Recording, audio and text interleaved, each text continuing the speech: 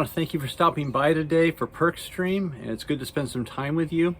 I hope you're encouraged by this new theme that we're going to develop called You're Such a Character. We're going to look at some of the Old Testament people and looking at their story, find out what did they know about faithfulness from God and faithfulness to God, and how might we learn and be encouraged from them. At the beginning of Hebrews 11, it says that now faith is confidence in what we hope for and assurance about what we do not see. This is what the ancients were commended for.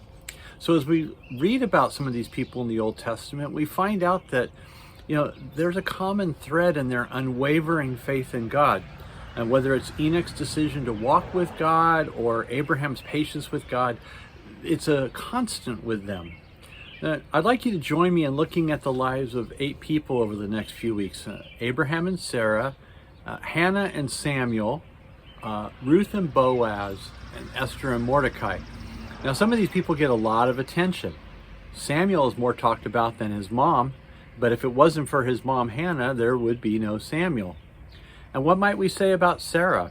Sarah was not talked about much. Abraham was the one talking to the Lord. But Sarah probably has something to teach us if we're willing to look in on her life. And Mordecai can teach us something too, even though Esther is the one who got the naming rights to the book. So these are different people we want to look at and just say, what can they teach us about faithfulness to God and the faithfulness of God? All of these people were commended for their faith. We might even feel a little bit intimidated by their faith. I mean, who can measure up to that?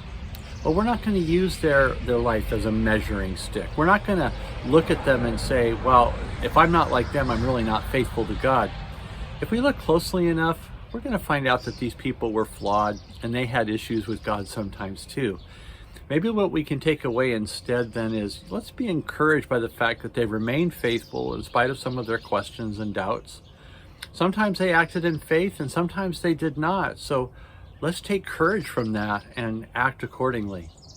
And let's remind us that ourselves that our confidence is not meant to be in those people, but our confidence is in the Lord, just as their confidence was in the Lord. Each of these people lived through a number of distractions and circumstances, and sometimes they doubted.